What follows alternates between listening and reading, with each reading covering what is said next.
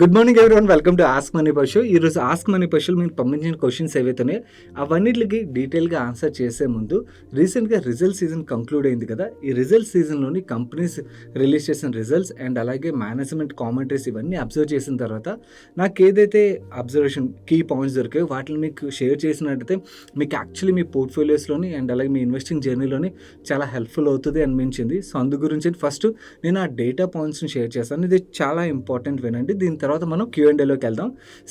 Basically ఈ క్వార్టర్లో మనం చూసినట్టయితే లాస్ట్ బిఫోర్ క్వార్టర్లోని కొన్ని companies especially export oriented companies అయితే వాళ్ళకి డిమాండ్ స్లో డౌన్ కనబడుతుందని చెప్పి కామెంటరీ రావడం, దాంతో మనకి ఐటీ స్టాక్స్ ఇలాంటి స్టాక్స్లోని మనకు ప్రెషర్ కనబడడం మనం చూసాం. బట్ ఈ క్వార్టర్ విషయంకి వచ్చేసరికి ఓన్లీ ఐటీ స్టాక్స్ మాత్రమే కాదు, even domestic oriented companies, export oriented companies గురించి మాట్లాడలేదు, ఈవెన్ డొమెస్టిక్ ఓరియంటెడ్ కంపెనీస్లో కూడా చాలా కంపెనీస్లో వచ్చిన కామెంట్ ఏంటంటే డిమాండ్ స్లో డౌన్ కనబడుతుంది అని చెప్పి. నవ్వు ఈ కంపెనీస్కి డిమాండ్ స్లో డౌన్ కనబడడం వల్ల మనకు వచ్చే ఇంపాక్ట్ ఏంటి? బేసికలీ మనం చూసినట్టయితే ఒక కామన్ మ్యాన్ లెట్స్ సే ఒక 50,000 ₹1,00,000 నెలకు సంపాదిస్తున్నాడు అనుకోండి. తన సంపాదనలోని తన బేసిక్ నీడ్స్ ఏవైతే ఉన్నాయో ఆ ఖర్చులకి కొంచెం డబ్బులు వెళ్తాయి, అవునా? ఈఎంఐస్ ఉన్నాయనుకోండి, దానికి కొంచెం పార్ట్ ఆఫ్ డబ్బులు వెళ్తాయి, అండ్ తన సేవింగ్స్ కొంచెం పార్ట్ ఆఫ్ డబ్బులు వెళ్తాయి, అండ్ మిగిలిన లిటిల్ మనీ 10% అవ్వచ్చు, 20% అవ్వచ్చు, ఏదైతే మిగులుతుందో ఆ మిగిలింది అనుకోండి, దాన్ని తన విషెస్ ఏవైతే ఉన్నాయో లగ్జరీస్ కోసం కానీ లేకపోతే ట్రావెల్ రిలేటెడ్ కానీ ఏదైనా కూడా తను స్పెండ్ చేస్తాడు, రైట్?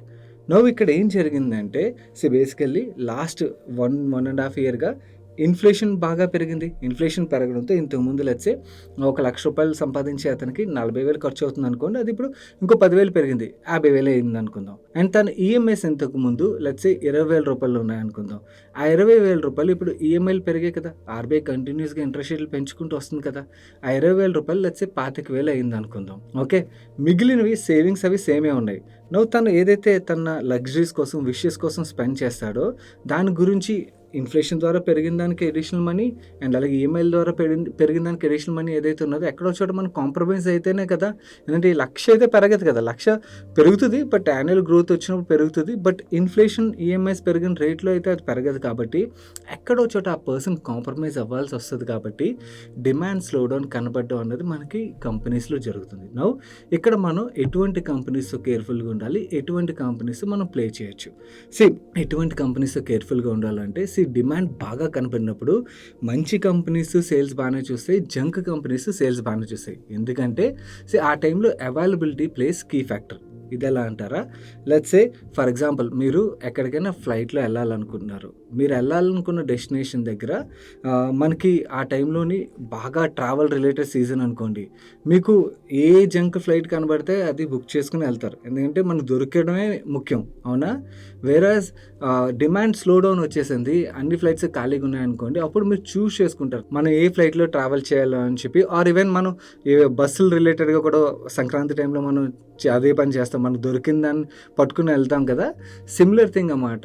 ఏమవుతుందంటే డిమాండ్ బాగా ఎక్కువ ఉన్నది అనుకోండి, మనకి క్వాలిటీ ప్రొడక్ట్స్ అవైలబుల్, మనకి దొరికిన ప్రోడక్ట్ అలా కొంటే క్వాలిటీ ప్రోడక్ట్ మ్యానుఫ్యాక్చర్ చేసే కంపెనీస్కి సేల్స్ వస్తాయి, అంటే బ్రాండ్ బాగా పాపులర్ ఉన్న కంపెనీస్కి సేల్స్ వస్తాయి, ఈవెన్ వీక్ బ్రాండ్స్ కూడా సేల్స్ వచ్చే ఛాన్సెస్ చాలా ఎక్కువగా ఉంటాయి. వేరాజ్ డిమాండ్ స్లో డౌన్ వచ్చినప్పుడు మాత్రం అవైలబిలిటీ ఎక్కువగా ఉన్నప్పుడు అప్పుడు ఏమవుతుంది, ఎవరైతే కన్జ్యూమర్ ఉంటారో consumer will choose what he wishes for. క్వాలిటీని విష్ చేస్తాడు కాబట్టి బెటర్ బ్రాండ్ పవర్ ఉండి బెటర్ డిస్ట్రిబ్యూషన్ నెట్వర్క్ ఇలాంటివి ఉన్న కంపెనీస్ ఏవైతే ఉన్నాయో అలాంటి కంపెనీస్తో స్టిక్ ఆన్ అయి ఉండడం ఈజ్ బెటర్ థింగ్ ఇలాంటి సినారియోలోని.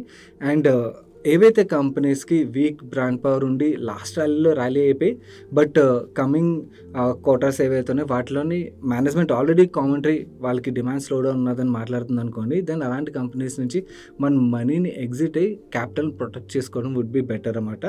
అలా నేను అన్ని మిడ్ అండ్ స్మాల్ క్యాప్స్ నుంచి ఎగ్జిట్ అయిపోమని చెప్పట్లేదు. యాక్చువల్లీ ఇది ఎక్కువగా ఈ డిమాండ్ స్లో డౌన్ అన్నది mid and small cap companies ఒక మేనేజ్మెంట్ నుంచి ఎక్కువ వినబడుతున్నాయి. అన్నిటి నుంచి ఎగ్జిట్ అవ్వాల్సిన పని లేదు. ఎక్కడైతే గ్రోత్ కనబడుతుందో కొన్ని కౌంటర్స్లో గ్రోత్ కనబడుతుంది, అక్కడ మనం హ్యాపీగా ఉండొచ్చు. అండ్ కొన్ని కౌంటర్స్లో స్లో డౌన్ ఉన్నది కదా, ఆ స్లో డౌన్ యాక్చువల్లీ టెంపరీయా లేకపోతే లాంగ్ టర్మ్ స్లో డౌన్ అన్నది మనం అసెస్ చేసుకుని దాన్ని బట్టి డెసిషన్ తీసుకోవాలి. బట్ క్లియర్లీ అయితే డిమాండ్ స్లో డౌన్ కనబడుతుందని చాలా మేనేజ్మెంట్స్ నుంచి అయితే కామెంటరీ వస్తుంది. కాబట్టి especially mid and small cap category ఏదైతే ఉన్నదో ఇక్కడ పెయిన్ కొన్నాళ్ళు కంటిన్యూ ఆస్కారం ఉంటుంది. నౌ డైరెక్ట్ స్టాక్ ఇన్వెస్టర్స్ కాకుండా మ్యూచువల్ ఫండ్ ఇన్వెస్టర్స్ ఏం ఫాలో అవ్వాలి? నౌ లెట్స్ సే మీలో ఎవరైనా మ్యూచువల్ ఫండ్ ఇన్వెస్టర్ అనుకోండి, మిడ్ అండ్ స్మాల్ క్యాప్స్లో ఇన్వెస్ట్ చేస్తున్నట్టయితే ఇప్పుడు కరెక్షన్స్ వచ్చే ఛాన్స్ ఉంటుంది కాబట్టి కరెక్షన్స్ బాగా వచ్చినప్పుడు ఎన్హాన్స్ యువర్ ఇన్వెస్ట్మెంట్. ఇప్పుడు కాదు, యాక్చువల్లీ ఇమీడియట్గా కాకపోయినా నెక్స్ట్ కమింగ్ క్వార్టర్స్లో కరెక్షన్స్ వచ్చినప్పుడు enhance your investment so the next leg of ర్యాలీలో you will make money. Okay, so now కాకపోతే మీరు గుర్తుంచుకోవాల్సింది ఈ పెయిన్ ఏదైతే ఉన్నదో, లెట్సే మీరు సింగిల్ డిజిట్ రిటర్న్ కానీ, నో రిటర్న్ కానీ, ఆర్ నెగిటివ్ రిటర్న్ కానీ కొన్నాళ్ళు చూసే స్కోప్ ఉంటుంది. సో దానికి మీరు సైకలాజికలీ ప్రిపేర్ అయి ఉండండి. ఎందుకంటే ఇలాంటి సైకిల్స్ ప్రతిసారి వస్తుంది. ఈ సైకిల్ ఏదైతే ఉన్నదో, ఈ డౌన్వర్డ్ సైకిల్ మనం యాక్చువల్ తట్టుకుని ఉండగలిగినప్పుడే upward cycle will make money అన్నమాట. అండ్ ఈ downward cycles are really good ఇన్వెస్టర్స్కి. యాక్చువల్లీ మీరు ఒకవేళ మ్యూచువల్ ఫండ్ ఇన్వెస్టర్ అయితే మీకు ఎక్కువ యూనిట్స్ వస్తాయి కాబట్టి ఈ టైంలో మ్యాక్సిమం మీ ఇన్వెస్ట్మెంట్స్ని ఎన్హాన్స్ చేయడానికి ప్రయత్నించండి. ఎప్పుడు ఈ క్వార్టర్ కాకపోయినా నెక్స్ట్ క్వార్టర్ నెంబర్స్ అవి వచ్చిన తర్వాత చూసుకుని నార్మల్ రెగ్యులర్ ఎస్ఐబీస్ అవి కంటిన్యూ చేయండి. బట్ ఎడిషనల్గా ఇన్వెస్ట్ చేయాలంటే మాత్రం that strategy would be better అని నా వ్యూ. సో నాకు ఏదైతే అబ్జర్వేషన్ కనబడిందో ఐ థాట్ మీకు షేర్ చేస్తే హెల్ప్ఫుల్ అవుతుంది అనిపించి మీతో ఈ డీటెయిల్ ఇన్ఫర్మేషన్ అయితే షేర్ చేస్తున్నాను. మన ఈరోజు ఫస్ట్ క్వశ్చన్ని మల్లికార్జున్ గారు అడుగుతున్నారు. Hi Sayana, I'm a big fan of you. Thanks అండి. My age is 22. My father passed away due to corona in the year 2020. I'm really sorry to hear that. And we got some lump sum amount from my father's company, around 3 million rupees. I don't know how to invest. Give me some suggestion, Anna. I can hold it for long term, 20 years. Recently, with the help of a bank manager, I have invested a lump sum in 1 lakh rupees in SBI corporate bond fund, and I started 5,000 rupees SIP in SBI small cap fund for 54 years. Maybe perpetual SIP ఉంటుంది. Recently, I have joined in a IT company with 3.2 lakh per annum. I want to pursue master's, so I don't know I will continue this job or not. We don't have any assets. I have a sister studying intermediate. Please answer this question, Anna. My life depends on this answer. Okay. Hi Mallikarjun గారు, నేను ఈ క్వశ్చన్కి answer చేసే ముందు నాకు మీ దగ్గర నుంచి అడగాల్సిన కొన్ని క్వశ్చన్స్ ఉన్నాయి. ఫస్ట్ థింగ్, మీరు యాక్చువల్లీ జాబ్ మానేసి మాస్టర్స్ చేద్దామన్న ఆలోచన ఉన్నదన్నారు కదా, దానికి మనీ ఇప్పుడు ఏదైతే 30 లక్షలు చెప్పారో అది డిపెండ్ అయి ఉన్నదా?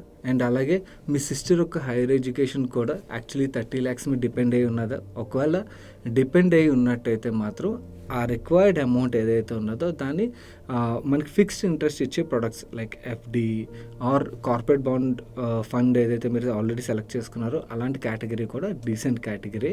You stay invested. ఆ రిక్వైర్మెంట్ ఉన్న అమౌంట్ వరకు అక్కడ ఇన్వెస్ట్ చేయడానికి ప్రయత్నించండి. మిగిలిన అమౌంట్ని ఈక్విటీస్ మూవ్ చేయడానికి ప్రయత్నించండి. లేదు దానికి సరిపడా డబ్బులు మాకు వేరే అరేంజ్మెంట్ ఉన్నది, వేరే ఈ డబ్బులు ఏవైతే ఉన్నాయి ఈ 30 లక్షల విషయంకి వచ్చేసరికి ఎక్కడ ఇన్వెస్ట్ చేయాలని అడిగినట్టయితే నన్ను పర్సనలీ మీరు 20 years టెన్యూర్ అన్నారు కాబట్టి ఫస్ట్ మీరు డైరెక్ట్ స్టాక్స్కి వెళ్ళొద్దు. ఎందుకంటే డైరెక్ట్ స్టాక్స్కి అంటిల్ అన్లెస్ మనకి మంచి నాలెడ్జ్ బిల్డ్ అయ్యే టైం ఉంటే తప్పించి డైరెక్ట్ స్టాక్స్కి వెళ్ళకుండా మ్యూచువల్ ఫండ్ చూస్ చేసుకోవడం వుడ్ బి బెటర్ ఆప్షన్ అన్నమాట. Out of this let's say ఈ 30 లక్షల్లోని 30% of the money index fund ఏదైనా సెలెక్ట్ చేసుకోండి. ఇంకో 30% ఆఫ్ ద మనీ ఒక 2 ఏదర్ ఫ్లెక్సీ క్యాప్ కానీ మల్టీ క్యాప్ కానీ ఈ కేటగిరీ ఏదైతే ఉన్నదో ఈ కేటగిరీలోనే ఒక 2 ఫండ్స్ని సెలెక్ట్ చేసుకోండి. మిగిలిన 40% మనీ ఏదైతే ఉన్నదో ఒక 2 or 3 స్మాల్ క్యాప్ కేటగిరీ ఫండ్స్ని సెలెక్ట్ చేసుకోండి. సో ఇలా డైవర్సిఫై చేసి 5-6 ఫండ్స్ కానీ ఎక్కువ ఫండ్స్ వద్దు, లిమిటెడ్ ఫండ్స్నే ఉంచుకోండి. వీటిల్లోని ఒక్కసారి లంసంలో ఇన్వెస్ట్ చేయొద్దు. ఇందాక చెప్పాను కదా స్లో డౌన్ కనబడే ఛాన్సెస్ కనబడుతున్నాయని. సో ఎస్టీపీ రూట్ ఫాలో అవ్వండి. ఎస్టీపీ రూట్లోని మీరు సిస్టమేటికలీ నెక్స్ట్ 1 to 2 years మధ్యలో ఈ డెట్ ఫండ్స్లో పార్క్ చేసిన మనీ ఈక్విటీస్లోకి వెళ్ళిపోయేటట్టు ప్లాన్ చేసుకోండి. That's a best way. నవ్వు ఈ ఫండ్స్ని ఎలా సెలెక్ట్ చేసుకోవాలో మీకు తెలియనట్టయితే రీసెంట్గా చేసిన వీడియోలో క్లియర్గా ఎక్స్ప్లెయిన్ చేశాను ఫండ్స్ని ఎలా సెలెక్ట్ చేసుకోవచ్చు అన్నది. మీరు ఆ ప్రాసెస్ ఫాలో అయితే మీ అంతటి మీరే సెలెక్ట్ చేసుకోవచ్చు. అండ్ ఒక్క ఏఎంసీలోని డబ్బులు ఇన్వెస్ట్ చేయొద్దు. మల్టిపుల్ అసెట్ మేనేజ్మెంట్ కంపెనీస్ ఏవైతే వాటిలో డైవర్సిఫై చేయడం బెస్ట్ ఆప్షన్. మన నెక్స్ట్ క్వశ్చన్ మురళీధర్ గారు అడుగుతున్నారు. ఆయన అడిగిన క్వశ్చన్కి ఆన్సర్ చేసే ముందు గైస్ ఈ ఆస్క్ మనీ పర్సన్లో ఏదైతే ఇన్ఫర్మేషన్ షేర్ చేస్తున్నామో అది నచ్చినట్టయితే వీడియోని తప్పకుండా లైక్ చేయడానికి ప్రయత్నించండి. ఈరోజు మన షోలో తక్కువ క్వశ్చన్స్కి ఆన్సర్ చేయొచ్చు, కాకపోతే నేను ముందు షేర్ చేసిన పార్ట్ ఏదైతే ఉన్నదో I felt it is very important. Share చేసినట్టయితే మీకు హెల్ప్ఫుల్ అవుతుంది అనిపించి దాన్ని షేర్ చేశాను.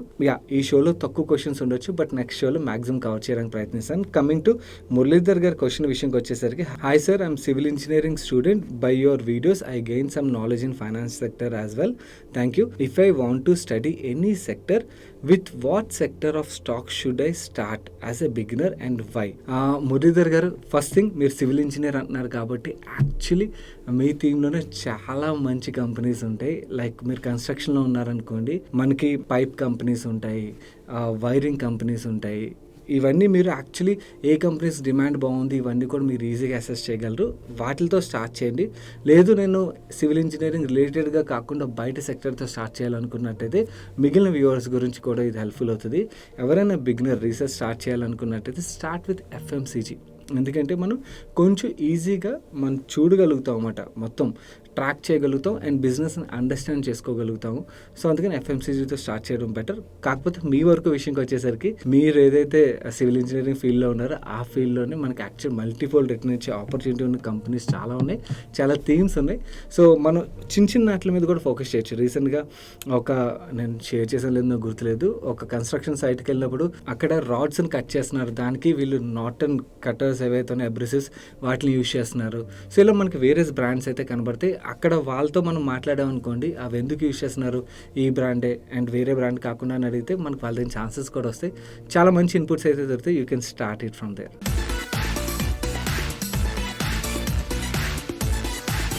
నాటి సండే ఫండే టైం. ఈసారి సండే ఫండే సజెషన్ విషయంకి వచ్చేసరికి చాలా రోజుల తర్వాత ఒక చాలా మంచి వెబ్ సిరీస్ అయితే చూశాను. అమెజాన్ ప్రైమ్లో ఫర్జీ అని చెప్పి ఒక వెబ్ సిరీస్ అయితే స్ట్రీమ్ అవ్వడం స్టార్ట్ అయింది. Really good, do check it out ఇప్పటివరకు చూడనట్టయితే. అండ్ అలాగే బై ద వే మన వీకెండ్లో రిలీజ్ అయిన ఛానల్స్లో వీడియోస్ చూసారా? చూడనట్టయితే చూడండి, 2 ఇంట్రెస్టింగ్ వీడియోస్. మన నెక్స్ట్ క్వశ్చన్ షేక్ నయాబ్ జానీ గారు అడుగుతున్నారు, please share your view on Borosil renewable stock, may know why it is falling. Okay, ఎందుకు పడుతుందంటే యాంటీ డంపింగ్ డ్యూటీ రిలేటెడ్గా ఏవైతే చేంజెస్ రీసెంట్గా జరిగాయో దానివల్ల బేసికలీ చైనా నుంచి బాగా ఇంపోర్ట్స్ పెరిగిపోతున్నాయి. దాంతో వీళ్ళ మార్జిన్స్ మీద ప్రెషర్ అయితే కనబడుతుంది. ఇది ఒక్కటే కాదు, వీళ్ళు యూరోప్లో ఏదైతే అక్విజిషన్ చేశారో దాని రిలేటెడ్ ఇంపాక్ట్ కూడా ఉన్నది. దీని గురించి నేను ఆల్రెడీ మన ఆస్క్ మనీ పర్షన్లో ఆన్సర్ చేశాను. సో ఓవరాల్గా వీళ్ళ మార్జిన్స్ మీద ప్రెషర్ కనబడడం అండ్ గ్రోత్ రిలేటెడ్గా ఇంపాక్ట్ రావడం, చైనా నుంచి కాంపిటీషన్ పెరగడంతో మనకి వీళ్ళ బిజినెస్ మీద ఏదైతే ఇంపాక్ట్ ఉందో అదే మనకి స్టాక్ ప్రైస్లో కూడా కనబడుతుందండి. మన నెక్స్ట్ క్వశ్చన్ గణేష్ గారు అడుగుతున్నారు, Sayana please suggest best defence stocks for long term minimum 5 years.